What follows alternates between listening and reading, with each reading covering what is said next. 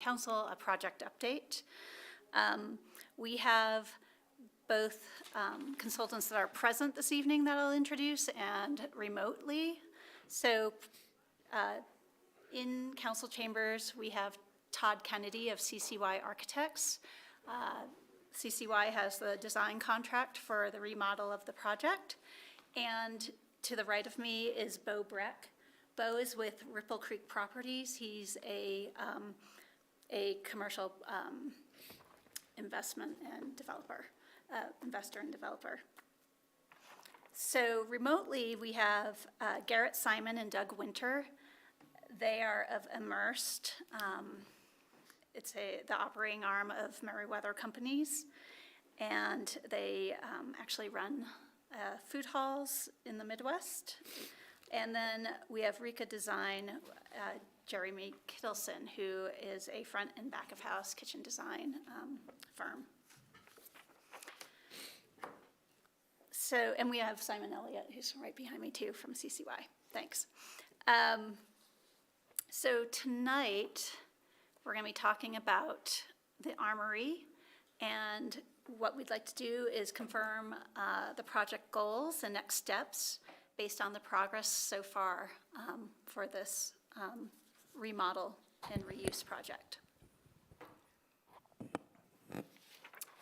So, work to date, what we've done. So CCY has been verifying the existing conditions of the building, doing a lot of research on that. We've also conducted city interviews with different departments to really get a better understanding of the regulatory parameters that can affect the remodel and reuse of this project. We have interviewed certain food hall operators and restaurateurs to get their thoughts on operating a food hall in this building. Immersed has developed an initial food hall operating budget. So it's really the nuts and bolts of looking at, will this project with a certain program make money? And then we hired Ripple Creek, Bo, to do a peer review of the initial findings. So we have multiple sets of eyes on the operating budget and what eventually will be a pro forma that's developed. Part of the reason why we're having this work session is to get a better understanding of how to move forward, what we can do better with this project. We did issue an RFP where we did not get for an operator.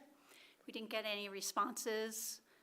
Some of the feedback that I received was that we needed more work to do to get more clarity around a proposal to ask for operators to look at operating a food hall in this building.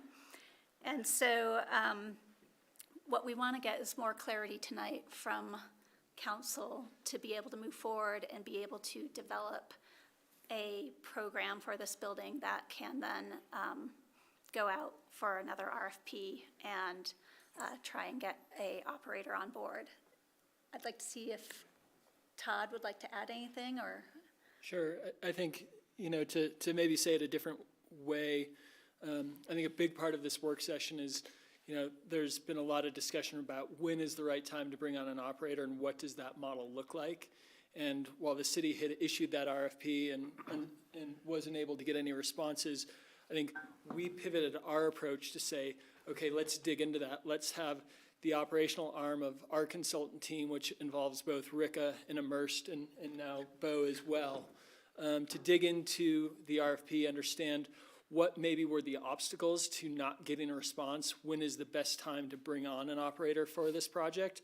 And based on that exercise, we've learned some things about the project and want to share those things with you tonight, get your feedback so we can dive back into design and continue to push ahead to whatever is the next milestone when we think it'll make sense to reissue that RFP. Did you want to add anything, Bo? I thought that was very well said, yeah. Okay. All right. So just a little background on the expertise of our consultants. I mentioned Immersed, that's here virtually.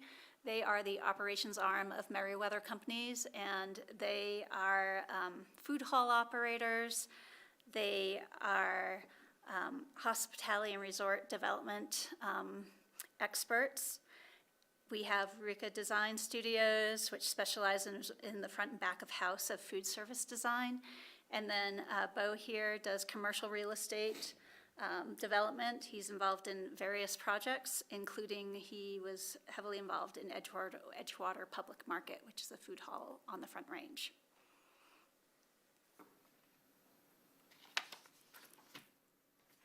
So at a high level, wanted to talk a little bit about the initial operating budget that was developed and some of the assumptions surrounding it. This model is an operator model where a third party manages the bar, day-to-day operations, and kitchen tenants. And so we looked at the operator model as is it requires the least amount of involvement by the city. There are other operating models, but we looked at this one initially. Rent that would be charged is based on a percentage rate model. Kitchen tenants pay base rent with a percentage of sales also. And then the tenants would be in charge of the common area maintenance. The CAM charges are billed to the tenants. This operating model assumes that the building is run solely as a food hall with 5 kitchens and 2 bars. And based on basically a conservative budget, it looks like a modest return of approximately positive return of about $500,000 a year currently based on this initial program is anticipated. Jen, can I ask a couple of questions, make sure I Of understand course. your assumptions? Thanks. Firstly, thank you all for your efforts on this. Super excited and passionate about this project, so glad to be here tonight. Jen, on these assumptions, you mentioned the CAM charges are billed to the kitchen tenants. Does that mean that the tenant is billing their subtenants for the CAMs, or the city, as the landlord, would be billing the subtenants for the CAMs? The operator, who's also running the bar for the operating budget that's put forward at this point, they would be responsible for all CAM collections and all distributions and reporting back to the city. Great. And so just for the sake of clarity, we have the city as landlord, we have a master tenant who's the operator, quote unquote. Then we have subtenants that are managed by the operator who handles all of the rent collections to their subtenants. And the city basically collects a monthly rent check with some sort of annual reconciliations for CAMs and otherwise. You really nailed it on the head. That's why the operator model has been looked at here initially to minimize the amount of active management required from the city on a go-forward basis once the asset's put into service. Perfect. Just wanted to make sure everyone was on the same page there. Thank you. One thing to expand on, just since we're on the subject, is you could have multiple food vendor subtenants, or the model's open to also being chef-driven, which could have multiple food concepts, but essentially one food operator underneath the bar operator as also a potential structure you could land on. Thanks for that. I have a question for you. On bullet point number 4, it says assumes building is run solely as a food hall with 5 kitchens and 2 bars. We've always talked about perhaps a gathering space, a meeting hall, a venue, if you will, on the 3rd floor. Does that still exist? I'm going to let you talk about some of the programming you have looked at. Yeah, so I think the way we've looked at it is that the building would have there's a bit of a capacity issue in the building in terms of generating the most revenue for the operator, for the city, in terms of thinking about how this parts out. So we begun to think about flexible multi-use spaces within the food hall, that event space could be rented out for events and bought out for private events or hosted by the city for public events. But when it's not being booked for those events, it could expand the seating capacity for the food hall. So it's sort of, again, multifaceted, and that community lounge, that event space very much is still in our mind as we have developed the building program. But it really, we're trying to think about it as flex space to drive the number of seats and thus the number of revenue, the amount of revenue that's possible within the project. This is kind of important to me. You know, the conversation about a food hall has kind of taken over a little bit on this project, but it's not really what we heard from our community as far as what they want to see here. So I'm concerned. I don't really want to move forward with the assumption of 5 kitchens and 2 bars. I'll learn more about what your layout looks like and stuff, but I'm just, at this time, saying that it's run solely as a food hall is worrisome to me. I think the overlying point trying to be communicated on this slide is that what has been contemplated in the operating budget are 5 kitchens and 2 bars, and that is the real driver of revenue and income back to the city, return on investment, if you will. And as the design team and project team gets farther along in design and studies design further, looking for more revenue opportunities, but also part of the reason why we're here today is to hear exactly about those goals and what you guys want to see so we can, best we can, incorporate other uses beyond just food and beverage into this asset for the community. But I think the key point is that the $500,000 of potential return to the city every year is based off a contemplated program that includes those revenue sources. And so to the extent we are substituting any higher revenue generating uses, such as food and beverage, with a lower revenue generating use or perhaps a community use, it will affect the return on investment. Yeah. And I think in terms of speaking to where we are in the process, which we'll get to a little bit later, the RFP for design services on this project and our initial response contemplated the sort of operational component analysis of this project and the design component moving forward concurrently. And with all of the discussion and the lack of bringing an operator on board, we decided to slow down the design process. So we haven't started design yet. So again, to reemphasize what Bo has said, why we're here is to get that feedback and again, balance all of the priorities with the performance of the building and the facility for the city and the community. Thank you.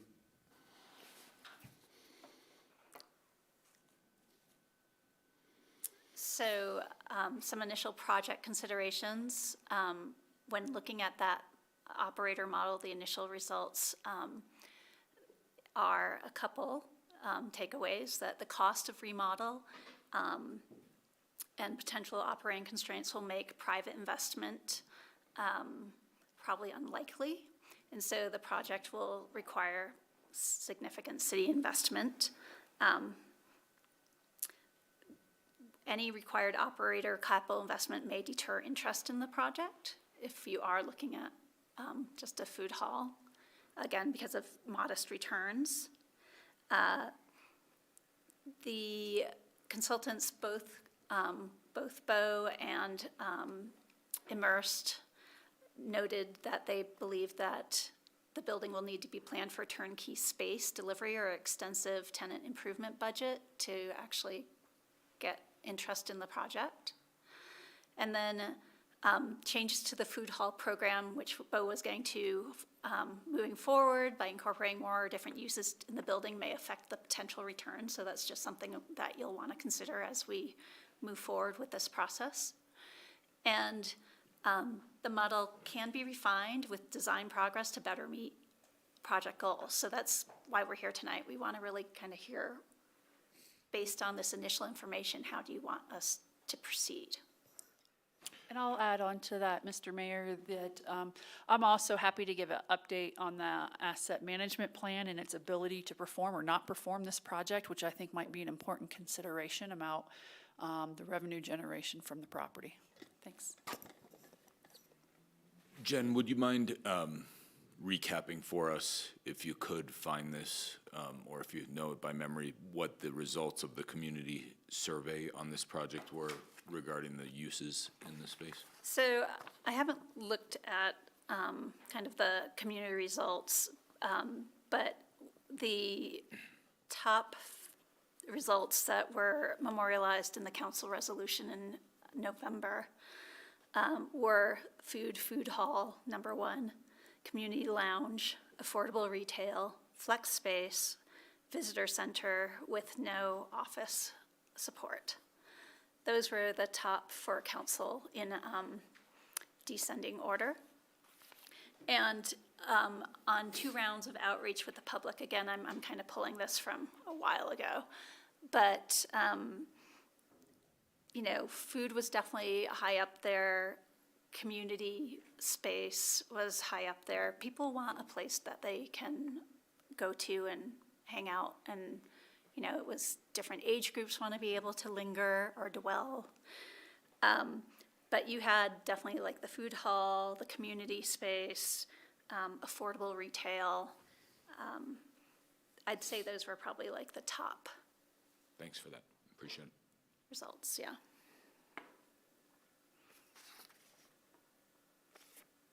Okay.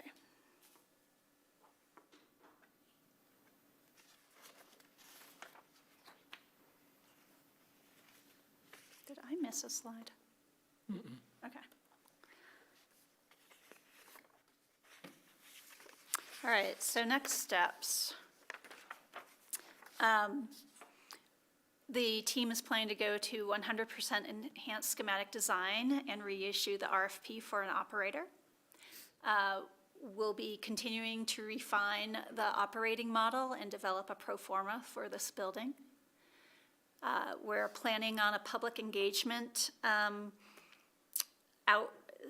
public engagement session to inform the community of design progress and get feedback.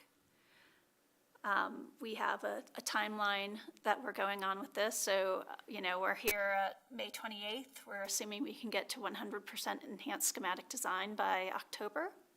We'll have the outreach in between there. We'll also follow up once we do the public outreach with another work session with council to provide updates on design progress, financials, outreach, and team recommendations. And so we are planning on following up with you to give you better information as we move forward. And a final work session at 100% enhanced schematic design in October of this year. So that's kind of our timeline right now. And so for us to move forward, we definitely need some direction. We want to confirm some items and get direction on a couple other items.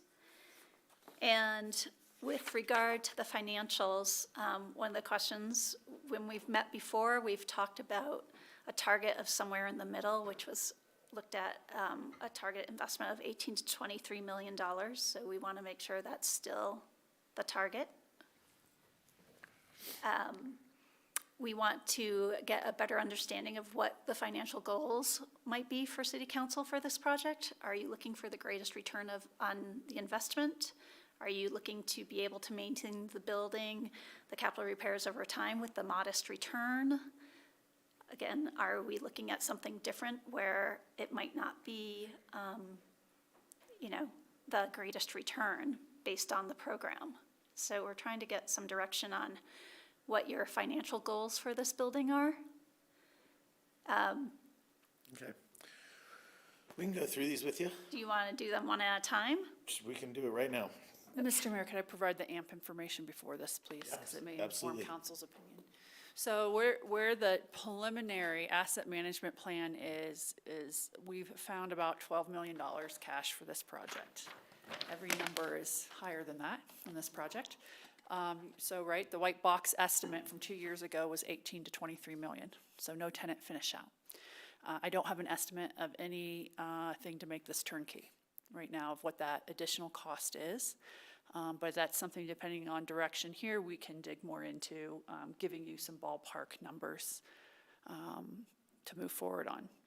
So what does that mean is we have a really big gap for the timeline you were hoping to deliver this project on. And there's a couple things Pete and I have been looking at, whether to recommend there be a question posed to voters that this revenue could pay the debt service on, that would generate between $8 and $10 million in today's dollars. A bit volatile right now on what the interest rates are for those bonds. So that's one option that we've been looking at. Sorry, Sarah, which revenue are you talking about? The city does not have the funds to meet the construction timeline council has requested. Understood. And so, to meet that gap, you may, if you wish to keep the timeline, may require you to go to the voters to seek debt issuance approvals. Or, if you wish, we can bring you certificate of participation options as well.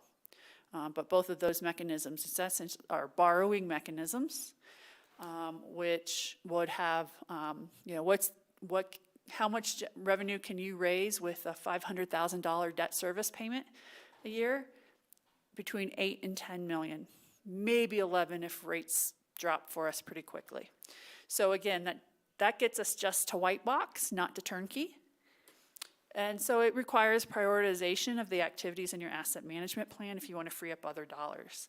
A lot of the things coming up, though, are what I consider critical infrastructure responsibilities of the city, core. And my recommendations may come to you showing the AMP fund going negative until the council can provide some direction on how you would like to handle project prioritization. So I'll have a balanced budget for you in 2025, but if construction on this were to start in 26, I'm showing a negative $12 million in the asset management plan in my current modeling. That's a big problem, really big problem for this community, any community, to not have the basic funds to maintain roadways. And so I bring that to you because that's going to be something you're going to have to balance timeline and cash payment versus a debt issuance that's either fully funded by the revenue of the project or that you pledge additional dollars and choose not to do other things in the city to make this project happen on a 2026 timeline.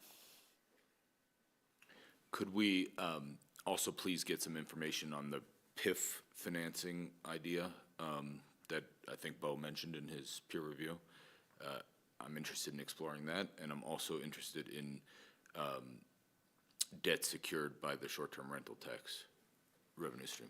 Sure, so we have included that in our modeling of the asset management plan already. So I just want you to know all of that STR tax money has been included in all of our models. And that's where we're able to go from 7 to 12 was projecting those revenues.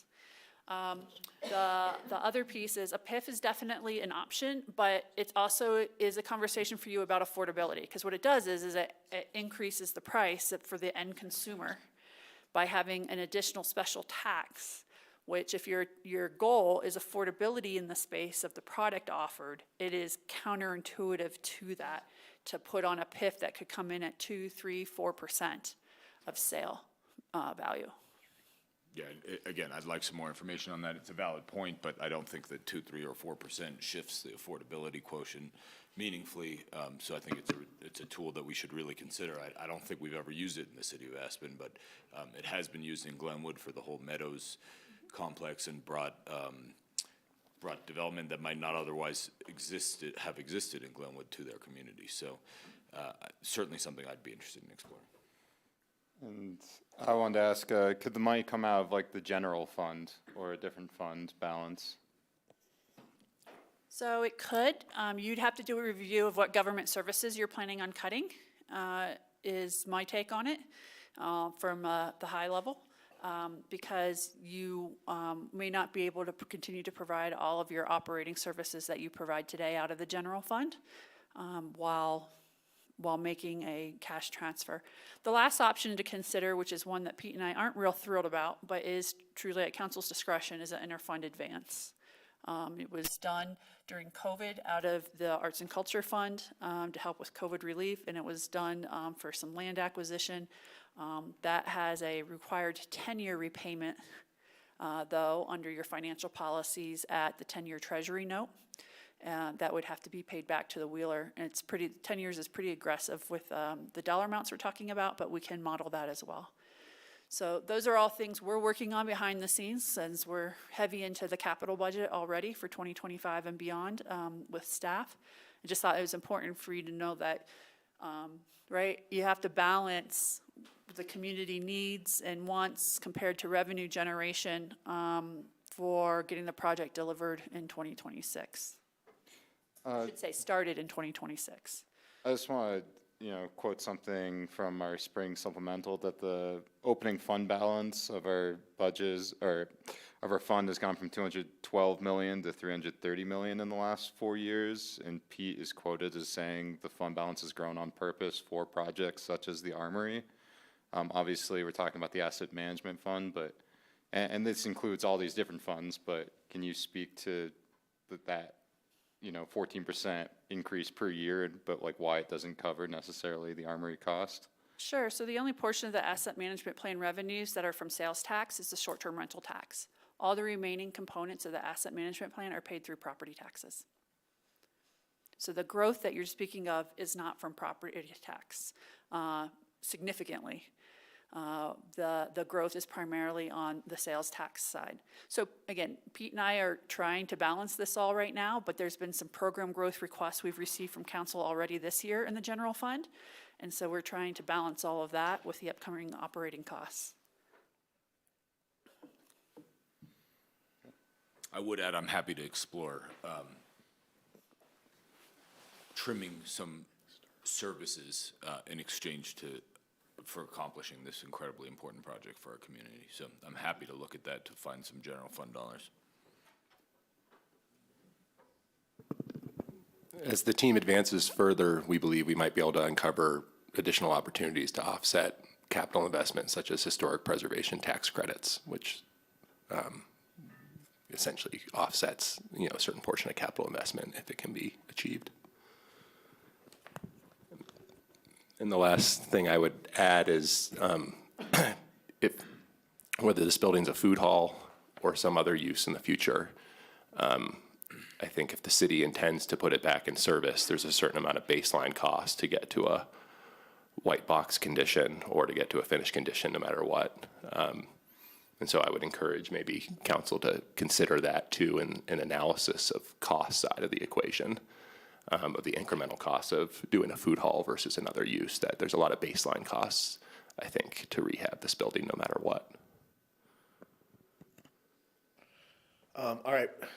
Do you have any other presentation before we get into these quick questions? No, and I just have one more slide with a couple more questions, so. Okay.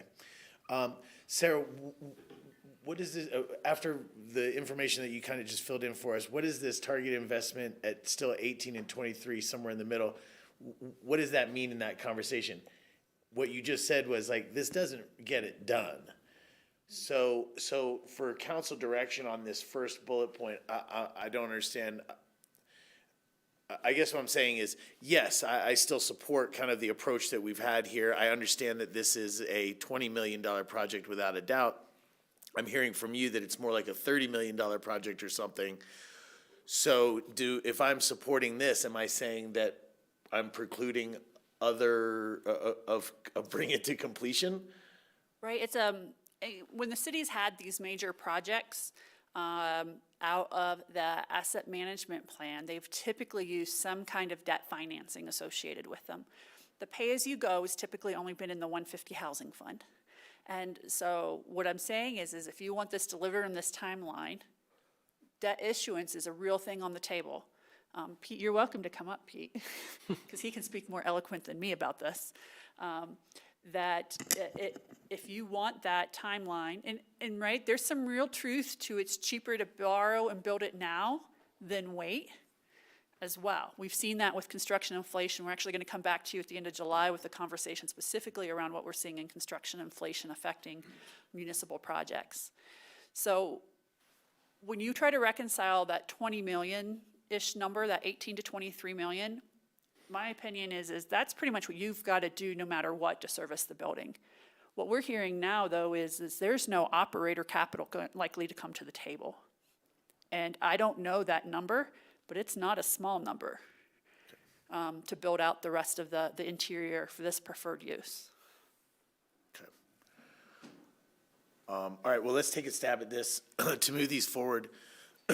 Let's start off, just go down them. If you want to just chime in with your input, that'd be great. I'm going to start down at the end with Sam.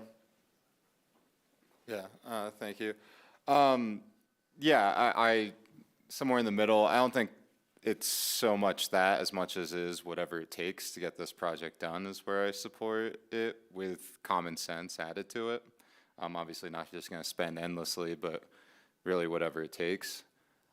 It's not really to me about the greatest return. It also goes back to whatever it takes. It really is about maintaining the building with a modest return. So the place is affordable. The way I envision it is it's a high volume place with lots of customers, and hopefully that business model works for an operator for the modest return.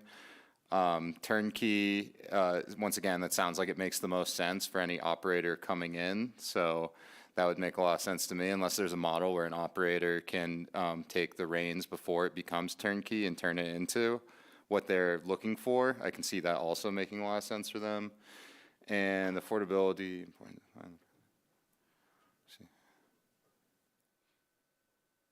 Defining affordability, I mean, I don't know. I actually would joke with you, defining affordability is what $10 in 2010 is now or something like that, as far as just like where we're at. But I wouldn't even know where to begin with that one, because that's so different for so many different people, depending on who you are and what you make and all the other costs you have going on in life. Thanks, Sam. Bill, your input on these four? Thanks. I think on the first one, my response is similar to Sam's, is it's premature to really be talking about the overall budget. We don't have design yet.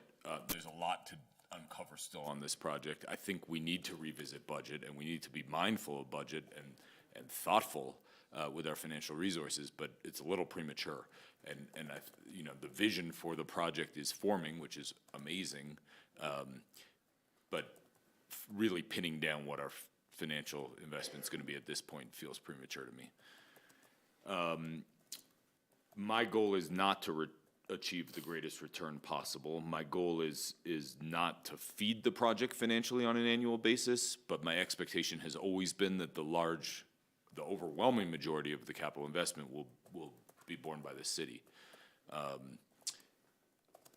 On that note, though, I do think it's important in the operator RFP to leave the door open for some notional capital contribution, key money, skin in the game, especially in return for a very long-term lease commitment from the city, which I think is pretty crucial to make this work for an operator and make it work for the city. This is not a project that someone can come in successfully in a 5-year term and make work financially, operationally, or otherwise. So I do think we have to be open to a long-term thing, and I do think that an operator should have some skin in the game. In regards to the turnkey building or TI allowance, I prefer the latter, but I'd prefer to have the operator involved sooner rather than later, which your timeline did suggest, to help inform that negotiation and that conversation, and ensure that there's a TI allowance and a scope of work that the tenant is ultimately responsible for, both financially and creatively. Bless you. So yeah, I don't want the city to sort of be in charge of every last detail and always finding another penny, but I do expect us to have to contribute to the interior build-out, for sure. And then affordability. I'm concerned about trying to define affordability, just like Sam mentioned, but I do think it's really important to define concept. And I think concept can help maintain affordability. So some things that we can do to help in that regard, and I'm happy to explore this further as time goes on, but I think we preclude full service dining. specifically preclude full-service dining from this concept. That helps with affordability. We know people are only willing to pay so much for a dish if it's not being served by a server. So I think we should be thinking more in those kinds of parameters with our operator rather than saying, you know, you gotta charge 60% of the median price of a hamburger in the city of Aspen, which doesn't work. So, yes, I think more about clearly defining a concept that will work for the city than trying to define the pricing. Thanks. Thank you. John? Yeah, I was wondering, do we know how much it costs to maintain the Armory as it is right now?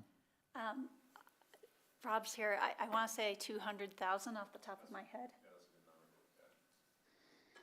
Okay, so the 500,000 a year will cover maintenance at least. I'm a little concerned about the difference between the cost of white box and turnkey. There seems like there could be a lot of variability there. Overall, just seems like the cost keeps going up. I have concerns. I think this was mentioned in the memo that will 5 different hoods be required if we have 5 restaurant spaces? Yeah, that's another concern of mine, just are we possibly throwing good money after bad? This kind of reminds me of buying the turbine for Castle Creek before we knew if that was a certainty going forward. So I have reservations about this, but somewhere in the middle on the first bullet point, greatest return is not my strongest concern. Being able to maintain the building and keep it within the city's jurisdiction is something that I think is important. I would be willing to, on the third bullet point, I'd be willing to consider whatever it takes just to get an operator in there. And as far as affordability goes, I think that's always been a part of the conversation with the Armory project. So how to define it, I'm not sure. But I think that should be a component. Thanks. Thanks, John. Yes, I can still kind of be in line with the $18 to $23 million as far as what we're doing there. Not greatest return, maintain the building over time with a modest return is something that I'm open to. Turnkey building or some level of tenant improvement, I don't know, somewhere in the middle, right? I think we're gonna learn a lot more about that as we get closer to it. And I have some other comments that'll kind of maybe answer that a little bit better. And affordability, yeah, I do think that it is something that we are trying to put into this facility. But like Bill said, I think that there's opportunities for programming that can make us get to those price points that our community would be able to enjoy. And on those last two, so this is similar along the lines maybe of what John was asking about 5 hoods.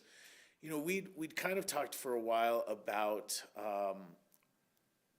one operator, one kitchen, if you will, serving maybe 3-4 different types of cuisine kind of thing. So I just was wondering, did you guys, when you were looking at this initially, were you looking at what is currently the basement level for utilization as dining and kitchen? Again, we've really just started the programming exercise of the design phase, which is really effectively a spreadsheet. So we haven't looked at how that square footage will begin to partition through the building. But I think there is one of our challenges will be how to best utilize the basement and what is the highest and best use of that space, what sets it up for successful square footage, whether that's community space, food hall, whatever it might be. But yeah, we haven't put pen to paper on where kitchens are and, you know, is there one kitchen in the basement, 3 on the main floor, 1 on the upper floor? We're not there yet. You know, but just even saying that is, again, it's just going so far in that, a building of restaurants that I just don't think is really what we're trying to get to. It's a primary use, but it's really about gathering. So, you know, I'm not really, I personally am not really entertaining a kitchen on the third floor. I don't think that that's what that space should be utilized for. You know, as I keep envisioning this, and we've had so much input from the community about this, so we've been shared some visuals about other places and things like that. So, you know, as we keep talking about this to maximize square footage that is revenue generating square footage, I keep considering this as that basement level would probably be where a food court, if you will, would be. First floor that's there now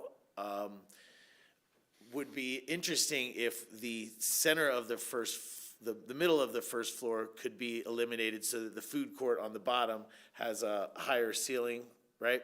But around the edges, we've seen a lot of renderings that try to get some of the space for the visitor center, the U.S. Forest Service visitor center, as well as some local retail and maybe Saturday market type booths. And I was wondering if that would also be possible for the second floor that's there now. We've talked about removing that second floor, but wondering about it moving to a mezzanine structure as well so that you have another level of that revenue generating space.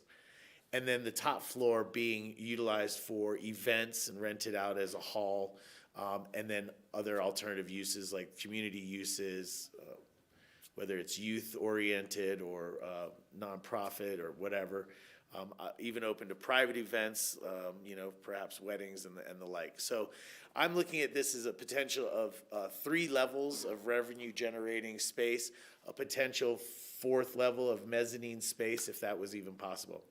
I only share that with you because we've gotten so much input from our community that has so many different expectations, and I'm really just trying to fall in line with those top 4 or 5, right? If we can achieve that, then that would be a tremendous success. And I think that those components work together well. You know, the vision that I have for this place is that you know, there's going to be a morning offering, whether that's pastries and coffee kind of stand or something, but this is the kind of place that when Aspen wakes up, this building wakes up. And it goes throughout the day, obviously lunches into dinners with food service, and then the community space being utilized throughout the day or in the evenings for events. So 2 things that I'm trying to do here in the decisions that we're making are, one, to support the community desires and goals for this building, and to maximize its feasibility and financial stability. So I just throw all those ideas out at you because as you start working on these, you know, I hope that we're kind of melding those 2 concepts together. 1, satisfying the community's desires for this building, and 2, maximizing financial responsibility for us as well. I have got a hand up online. Maybe Garrett. And Oh, it's Ward. it probably is Ward. And so I'm going to get his comments here. Now, Ward is probably a little tired and maybe sore today. He's had some. You there, Wardo? I'm here. Okay, well, go right ahead. Well, I'm joining in from Valley View Hospital, and I don't see that this is going to be a viable operation unless there's significant investment from the private sector, which I think would mean that we would have to extend a very long lease, and how that lease, if that's, as we've talked about previously, if it's a master lease with somebody to manage a whole building, I would like to see the city cap its capital expenditures as much as possible, and to have private skin in the game, as Bill said. I don't think that making money is the primary goal for this asset. I think it's community building and, I'm willing to entertain anything that comes forward, but,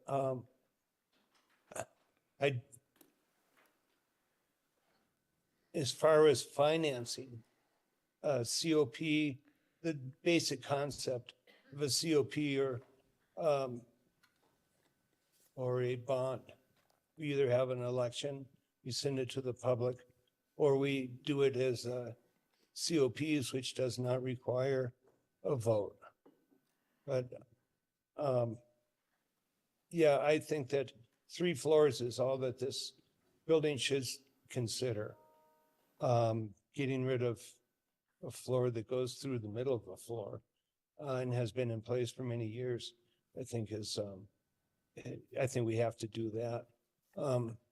We know that by the time this comes to construction, that we're looking at, I think, substantially more than 18 to 23, but no one has a crystal ball that works. But I would like to see this, form follows function. I've said this before.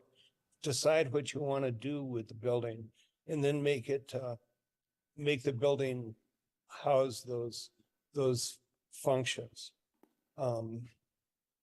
I hope I was coherent on that. You were.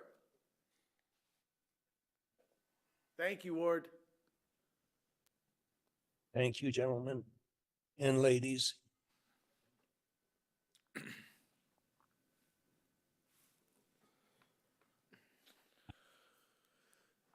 Do you need any more clarity on some of those questions, or?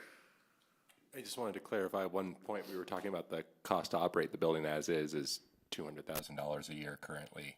Just to be clear, the current operating budget as contemplated is net 500,000. So accounts for all operating costs for the building, for the city, and then net 500,000. So the thought being is hopefully that would be enough to cover capital improvements over time. You know, I think the goal of not feeding it in responding to Bill's comment is that, you know, we would want to generate enough return so the city hopefully would not have to continue to pour investment in, and that would be our goal with the operating budget. Excellent. I have one follow-up question for Bo on financials. Bo, in your peer review, which I found very valuable, thank you, you mentioned that you recommend the city study a landlord operating pro forma in addition to the operator model that we've been talking about this afternoon. Is that right? It would be another structure that the city potentially could pursue on this project, and that still will be open, where we won't preclude ourselves from being able to do that by moving forward in the schematic design process. So that is something that if the city's open to, they could potentially include in the RFP as an alternate. They potentially could keep that in the back pocket for the future. Just a little bit, you know, to opine with a little bit of experience from developing these sorts of projects in the private sector, is that you have to get a certain distance down the trail before you can attract anybody's interest. You know, Edgewater Public Market specifically, we were under construction before we signed our first lease. And that's just private market forces. And I think that's something that's very important to stay realistic about with this project, that at the end of the day, when it comes to the RFP, you know, you're facing the private market, and you can't expect to control or change private market forces and how they're used to approaching it. So it's encouraging to hear that the city could be open to a longer lease term.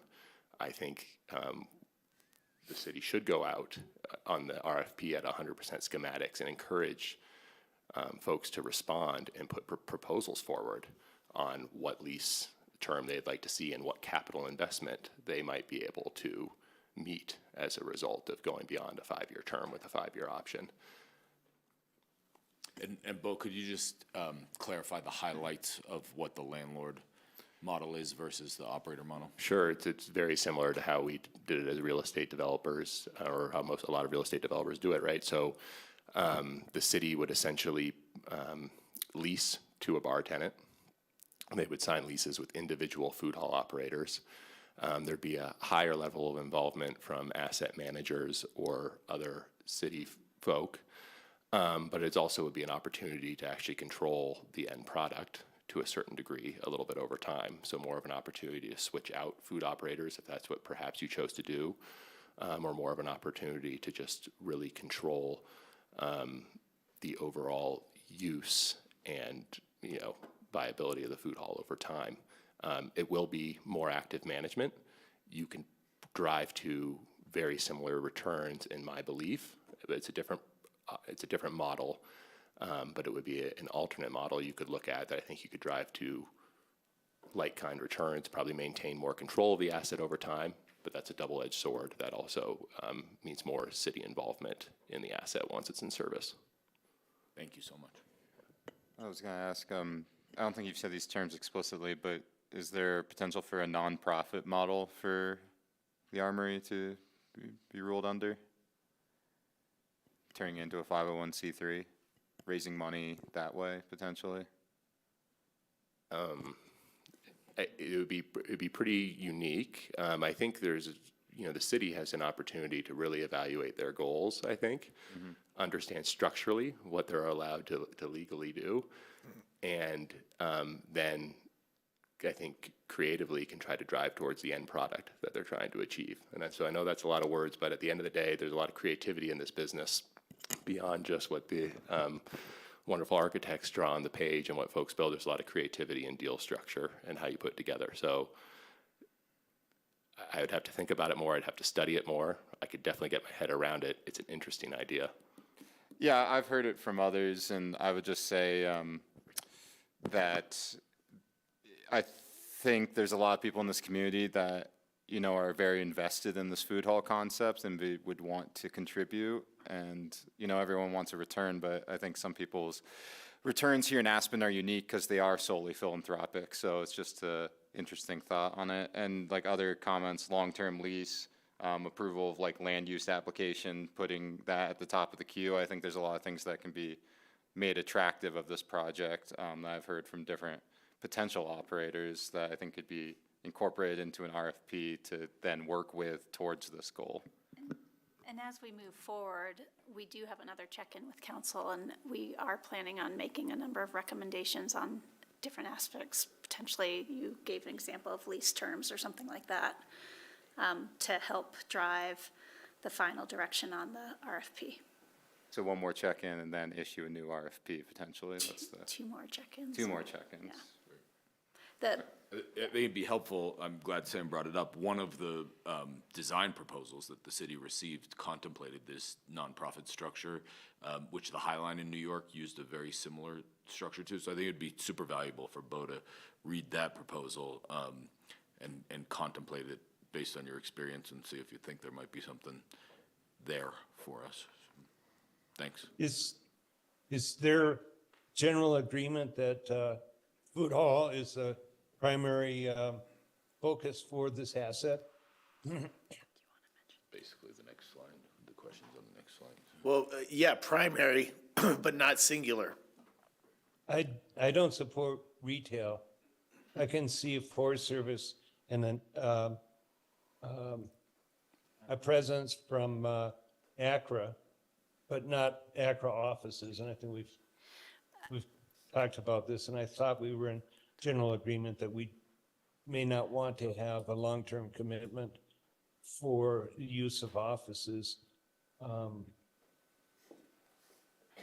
That's correct. Yeah, I think it's important to decide what we want there and then proceed after that. Thank you, Ward. I also want to point out, there is a list of ranked preferences. And one of the things that this team needs to be evaluating and bringing back to the community, getting feedback from the community and then from council also, is how do these different uses work together? I mean, we're dealing with a certain size building, so there's only so much that goes in it. And then those mix of uses, whether it's primarily a food hall or a greater spread of different uses in it, do they work well together? Because at the end of the day, I think what's probably really important to this community is that it's a place that people want to be at and it's vibrant. And so I think that's part of the charge for this team, is to help guide what they think will be a successful project, not necessarily monetarily, depending on what the program is, because we're already talking modest return on basically a food hall concept. But if we can do something that expands program, and that's what you want, and we're pretty confident that it can be a vibrant community hub, that's where, you know, the decision will need to be made by council. But I think it's important to be thinking about, it's just not as many uses in the building either. It's the right uses that complement each other. And to add to that, our process for this next step contemplates exploring two directions. And we've contemplated that those two directions would be one that is more singular food hall with that sort of flexible space that can accommodate some of the community gathering that we've talked about. And one might look more like, let's call it a mixed use model that reflects, Mayor Tory, some of your concerns, to then share that with the public, get their feedback on which of those two directions feels like it's creating that vibrancy, and then, of course, bringing that to all of you for your feedback with some summary of what the public's feedback was on those two directions. I'm going to move to the next slide. We have a half hour before your council meeting, and I'm assuming you might want a quick break. So we did want to talk a little bit about program. We have actually talked about it. So we had looked at primarily with this operating model, that's primarily a food hall that can feature local talent and provides flexibility to accommodate different operators over time. If there is a food hall component, we want to make sure that we design the building so that it is flexible for operators over time. Saying that we don't have such a specific design that if one operator does not work out and you need to look for another one, we have a general design that can work for any operator. So that's one thing that we are looking at in this design. And then we are planning on two different concepts, but with a food hall, and if that's highest ranking, it most likely won't accommodate a lot of other uses. So we are looking at two different kind of programs, but want to be very clear about that. If it is a food hall, it's probably mostly food hall. Otherwise, we're looking at another concept that will have a greater mix of uses in it.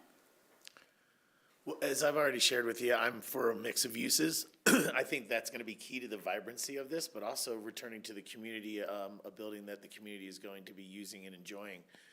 I also have to say, I do have some concerns around too much of just a singular food hall program here.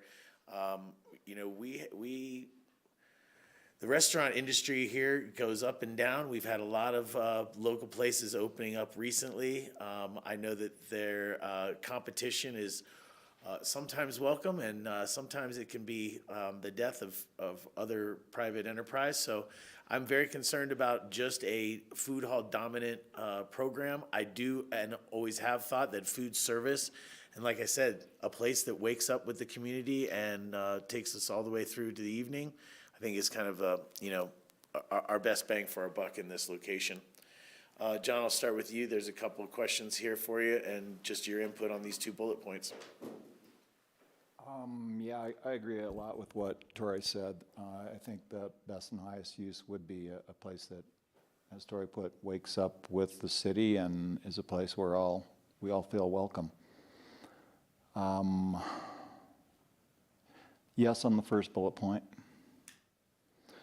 And I also envisioned another component. I mean, we've been talking about a space for Akron, a space for the Forest Service, so those should remain as part of the program.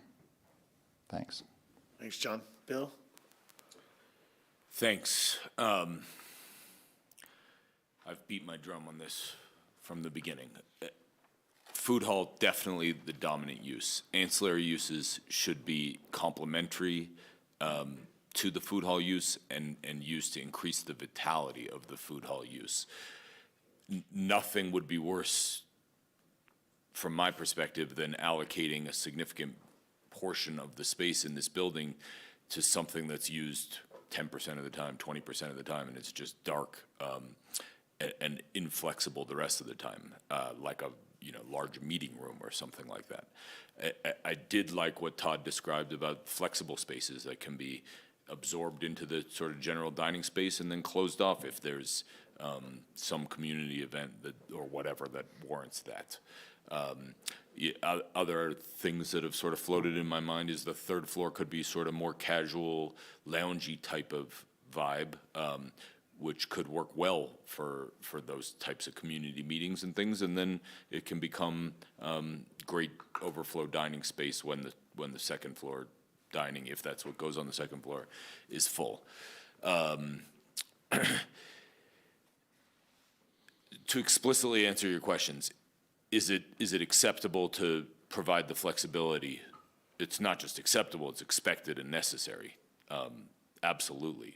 We want to make sure that if someone opens a noodle concept and the noodle concept doesn't work and the next operator wants to do a burger concept, then they swap out some equipment and can get up and running without major construction and disruption. So that's the type of flexibility that I'm thinking of. I don't know if you had something else in mind, but that's definitely expected and necessary from my perspective.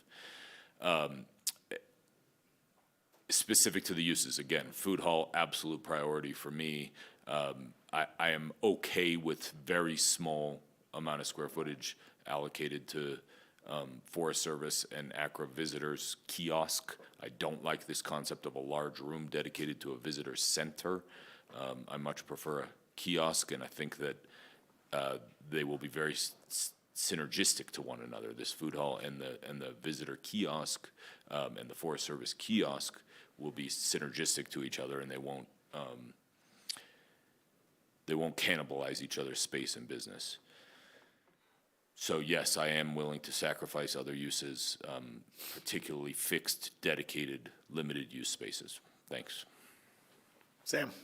I'm gonna go bottom up and say that the flexibility you described is important to me as far as it being the primary use of a food hall, but it can be used for other things. I do think that fits a lot of the purposes of the first four you listed as far as community priorities go. The food hall is just what it's all like centered around. When it comes to other things that could be in the building that I find acceptable, it's things that beyond the flexibility, it just increases the volume. That's why I've always been open to like a visitor kiosk or a Forest Service thing, because once again, the affordability comes down to me is the more people that go in and out of that place, the more affordable the options are going to be. Hence like a Big Rapper, a Grateful Deli. They're all volume based. They're not based on anything else to me. Other than obviously high quality. This place is meant to be something that we're proud of. So when you talk about local talent and provides the flexibility for that, I think of someone saying in the room that CMC, as far as like their new culinary program and the new kitchen they have there, if they could come and showcase their talents at the Armory Food Hall, I think that would be incredible. Make this community proud of that. And then one other thing that I always like thought of for and these are kind of like wishful things, because I think it does come down to the operator and how they're going to run it and who they're going to lease the tenants to, the subtenant spaces to. But I also thought it'd be nice if a sister city cuisine was in there. So if each kiosk paid homage to a different sister city of Aspen, I think that's something that would really get the town buzzing and be something to be very proud of to go to ultimately. But honestly, when we talk about don't want to pigeonhole ourselves, it only makes sense to build it so that other operators can go in. I hope the initial operator works out and has a long lease that makes it make sense for everyone involved, but definitely don't need to come back here and ask for millions of dollars to change it for a new operator when you could build it and it could work for plenty of different operators from the get-go. So, thank you. Thanks, Sam. Ward, if you are still there and you want to chime in on these two questions, the first question is about flexibility to accommodate different operators over time. And the second is a food hall precluding other uses. Are you still there?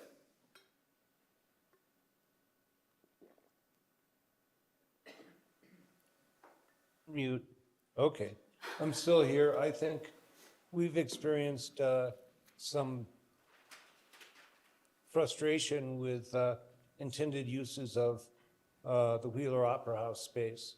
And that I think we need to be flexible and not pigeonholed. I do think that the food hall is the highest acceptance from the community. Yeah, so we have to be able to, I say we want a long lease, but then if the lease isn't working, I think we should have regular check-ins, like maybe 5-year check-ins and then morphing into a longer to see what works. Yeah, we've got one chance. Well, we can have more chances, but we should try to make this acceptable to the community desires from the get-go. Thank you.